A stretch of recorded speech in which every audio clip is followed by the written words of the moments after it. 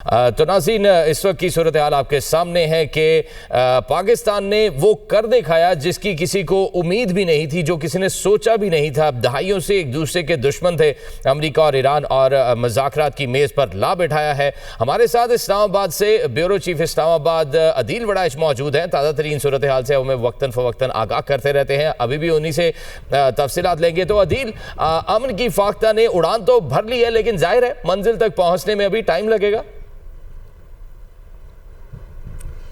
देखें, इसमें एक पॉजिटिव पहलू क्या है। जेडी वैंस भी जब बात कर रहे थे वो पहले एक अच्छी खबर बता रहे थे, और फिर जब उन्होंने बुरी खबर बताई, वो बुरी खबर उन्होंने क्या बताई कि हम किसी एक एग्रीमेंट पर नहीं पहुंच सके। लेकिन उन्होंने ये नहीं कहा कि सब कुछ ख़त्म हुआ है, बल्कि उन्होंने एक आगे बढ़ने का इशारा दिया। उन्होंने बताया कि किस तरह अमेरिका एक डील जो है वो ऑफ़र करके जा रहा है। अब गेंद जो है वो ईरान के कोर्ट में है। तो ईरान की जानिब से जो स्टेटमेंट आया, उनके जो तर्जुमान हैं वज़ारत ख़ारजा के, उनकी जानिब से भी ये बताया गया कि सिर्फ 2-3 नकात रह गए हैं जिनके ऊपर कंसेंसस होना जो बाकी था, और ये बड़ा नेचुरल है। और इसमें कोई ऐसी चीज़ नहीं जो बताए कि कोई मुज़ाकराती अमल, बल्कि मैं तो समझता हूँ कि इस मुज़ाकराती अमल पर नज़र रखने वाले जो लोग थे, उन्होंने जितना इससे एक्सपेक्ट किया था उससे ये शायद एक कदम आगे ही गया है। उसकी रीज़न ये है, सबसे दिलचस्प और हैरानकुन बात तो ये थी कि दोनों फ्रीकैन एक ही नशिस्त में एग्रीमेंट के ऊपर आने के लिए तैयार हो चुके थे। ये बड़ी हैरानकुन बात थी। यानी इसमें ये नहीं हुआ कि जो एक रिवायती जो सफारती कोशिशें हो रही होती हैं और उसमें कहा जाता है अच्छा जी अब हम कल बैठेंगे, अब हम परसों बैठेंगे, अब हम 15 दिन बाद बैठेंगे। ये तो एक ही दिन में, यानी जेडी वैंस कह रहे हैं कि हम 21 घंटे के लिए, लेकिन इससे पहले की अगर हम होने वाली नशिस्त को देखें जो ईरानी हुकाम के साथ बातचीत हो रही थी, तो ये कुल 31 घंटे बनते हैं। कुल 31 घंटे ये प्रॉपर एंगेजमेंट जो है डायरेक्टली इनडायरेक्टली जारी रही।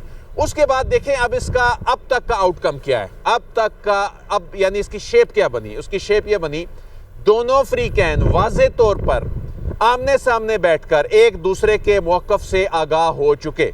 सब ने अपनी रेड लाइंस भी बता दी, सब ने अपने मार्जिन भी बता दिए, सब ने ये जेस्चर भी दे दिया कि कौन कितना पीछे हट सकता है या नहीं। अब इसमें सिर्फ आगे जाना ही ऑप्शन बच गया, अब इसमें पीछे आना ऑप्शन नहीं रहा। ये इसका सबसे पॉजिटिव आउटकम है। ये उसकी असल प्रॉपर शेप है जो इस्लामाबाद टॉक्स की सूरत में सामने आई, जो बुनियादी तौर पे दुनिया को हम की जानिब ले जा चुकी है। यानी लेके जा नहीं रही, ले जा चुकी है। अब इसमें इसहाक डार साहब भी क्या कह रहे हैं, यानी जो पाकिस्तान होस्ट क्या कह रहा है कि उम्मीद है कि आप इस सीज़ फायर को भी आगे एक्सटेंड करेंगे। यानी सीज़ फायर ने बज़ाहिर अभी तक की जो सूरत हाल है, अगर इसको स्पॉइलर खुदा न खास्ता इसको स्पॉइल ना करें, सारी सूरत हाल को ख़राब ना करें, अगरचे स्पॉयलर्स इस सारी सूरत हाल को पहले दिन से ख़राब करने पर तुले हुए थे, लेकिन अगर ये स्पॉइल नहीं होता ये मुज़ाकराती अमल, तो इसमें आगे सीज़ फायर भी एक्सटेंड हो जाएगा। जाहिर है ये चूँकि इनिशियली 15 दिन के लिए हुआ था और उसमें अभी वक्त बाकी है, तो ऐसे में ये सीज़ फायर भी एक्सटेंड हो जाएगा। सीज़ फायर भी एक्सटेंड होने की उम्मीद है। जिस तरह से अभी ब्रिगेडियर रिटायर्ड हारिस नवाज साहब भी हमारे साथ मौजूद थे, वो ये कह रहे थे कि अभी ये क्योंकि 15 दिन का सीज़ फायर है, तो मोस्ट प्रोबेबली नेक्स्ट वीक तक ये दोबारा सिटिंग भी हो सकती है। देखें, अब मुज़ाकरात की नोयत मुख्तलिफ शेप्स ले सकती है। मिसाल के तौर पे वो किस तरह से शेप्स ले सकती है, देखें इस्लामाबाद ने एक बुनियाद बनाकर दे दी। इस्लामाबाद टॉक्स ने तारीख में अपना एक नाम लिखवा दिया, एक बुनियाद बन गया। अब अगली इमारत इस बुनियाद की बुनियाद पे बननी है। उसके बाद अब दोबारा चाहे वो इस्लामाबाद में बैठें, चाहे बैकएंड पे चीज़ें चलें, चाहे कहीं और बैठें, बुनियादी तौर पे इस्लामाबाद ने अपना काम कर दिखाया है। देखें अब दोनों फ्रीकैन ने, अब देखें एक मामूली एक दो लोगों की ट्रांजैक्शन भी हो, दो लोगों का लेन देन का मामला भी हो, कन्फ्लिक्ट हो, सुलहनामा हो, ये तो दो लोगों के दरमियान नहीं होता। ये तो सिर्फ दो मुल्कों का मामला नहीं है, ये तो रीजन्स का मामला है, दुनिया का मामला है।